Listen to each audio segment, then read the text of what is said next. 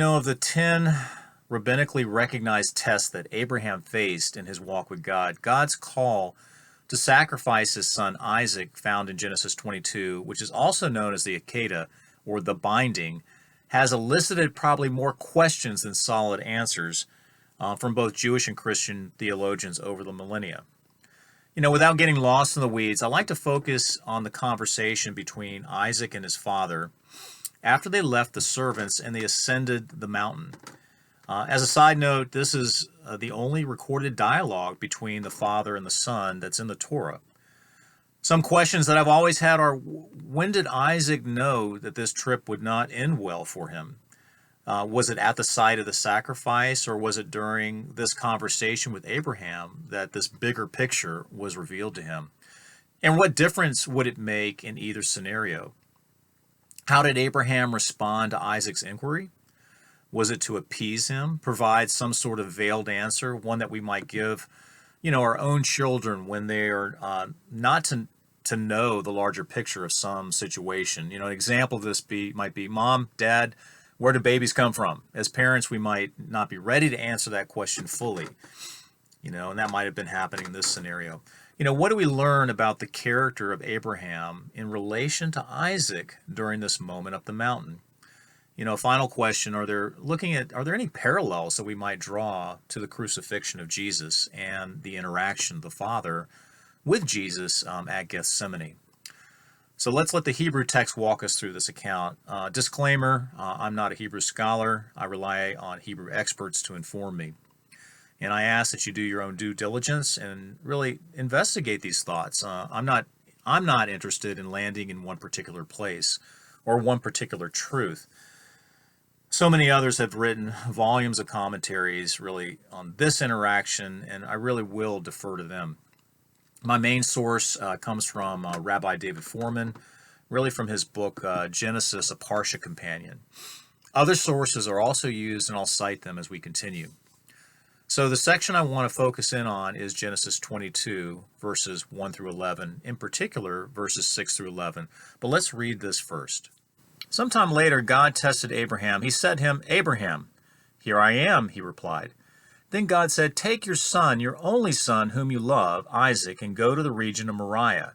Sacrifice him there as a burnt offering on a mountain I will show you." Early the next morning, Abraham got up and loaded his donkey. He took with him 2 of his servants and his son Isaac. When he had cut enough wood for the burnt offering, he set out for the place God had told him about. On the 3rd day, Abraham looked up and he saw the place in the distance. He said to his servants, "Stay here with the donkey while I and the boy go over there. We will worship and then we will come back to you." Abraham took the wood for the burnt offering, placed it on his son Isaac, and he himself carried the fire and the knife, as the 2 of them went on together. Isaac spoke up and said to his father, Abraham, "Father." "Yes, my son," Abraham replied. "The fire and the wood are here," Isaac said, "but where is the lamb for the burnt offering?" Abraham answered, "God himself will provide the lamb for the burnt offering, my son." And the 2 of them went on together. When they reached the place that God had told him about, Abraham built an altar there and arranged the wood on it. He bound his son Isaac and laid him on the altar on top of the wood. Then he reached out his hand and took the knife to slay his son. But the angel of the Lord called out to him from heaven, "Abraham, Abraham." "Here I am," he replied. "Do not lay a hand on the boy," he said. "Do not do anything to him. Now I know that you fear God, because you have not withheld from me your son, your only son." First, you may notice really a chiastic structure beginning to form that begins in verse 1 when you see Abraham answer God with this phrase, "Here I am." You see the phrase again bracketed in verse 11 where he responds just as the angel says, "Stop, Abraham," and he says, "Here I am." Now let's walk through this to see if the verses fold into one another as a chiasm does in this situation in a parallel manner. We're ultimately looking for the center of a chiasm, which typically depicts the main emphasis of what is being spoken of from an Eastern point of view. In our Western way of thinking, we don't think this way. Prose is not written this way. The main point would always be found at the end in a concluding statement, concluding paragraph. So let's look at the parallels. There's parallels describing wood. In the first instance, it is wood on Isaac. In the second, it's Isaac on wood. So we begin to see these things come together. Again, the chiasm is beginning to get well defined. We see the statements that, again, the two proceeded together.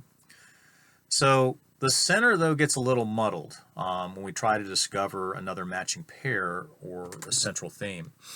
And I think our English translation doesn't really help in identifying any patterns. However, when you overlay the Hebrew, we begin to see some fascinating connections. Rabbinic scholars have noticed the word vayomer within these central verses. Our translation has a number of different renditions of this Hebrew word, and they speak of the word said, or the word spoke, or the word answered, or the word replied. All these are in place of the word vayomer. The Hebrew only sees this as one word. So these 5 instances of vayomer really yield a central vayomer in the phrase, yes, my son. That's the central one, where Abraham replies. We'll come back to this central text really in a moment. In verse 7, which reads in the NIV, as Isaac spoke up and said to his father Abraham, Father, this has a much different construct in the Hebrew, which reads, and Isaac said to Abraham his father and said, my father. This structure really doesn't read well in modern English. In the translation, the English translation, the translators interpreted a more satisfying fit for the phrase. However, could the Torah be trying to communicate something different? Rabbinic scholars seem to think so. We need to understand that the Hebrew word for said, vayomer, behaves as what's called a transitive verb, going back to our English in high school. All this means is that it can't stand alone. The phrase only makes sense when you are told the content of what was said. For example, if I made a statement, I said to someone, and just ended there, your response would be, what did you say? In verse 7, Isaac satisfies the intransitive said, that second said, at the end of the sentence by identifying my father. However, the first use of said is incomplete, and this infers an interruption of thought. In essence, Isaac began the statement with one direction, then he shifted mid-sentence, much like we might say, hey, wait a minute. Both Foreman and his teacher, Weinberg, suggest that this usage was intentional by the writer. In effect, Isaac and his dad may have been in the middle of some discussion when at some point Isaac begins a thought that is interrupted where he exclaims, my father. This has been recognized really as an aha moment, this moment of realization that he possibly could be the offering. So now to Abraham's response, where he says, yes, my son, that central area, which also sits at the center of the chiasm. Again, the English translation doesn't do service in seeing the extraordinary parallels laced throughout this passage.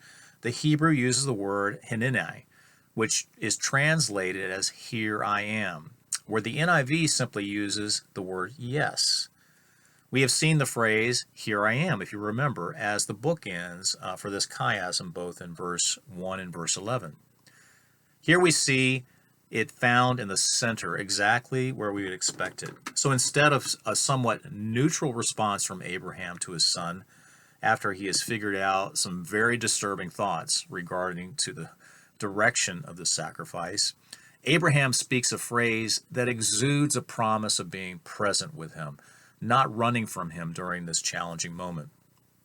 One last nuance in this conversation is seen where the Hebrew illuminates the state of Isaac's understanding with his question as to the location of the lamb.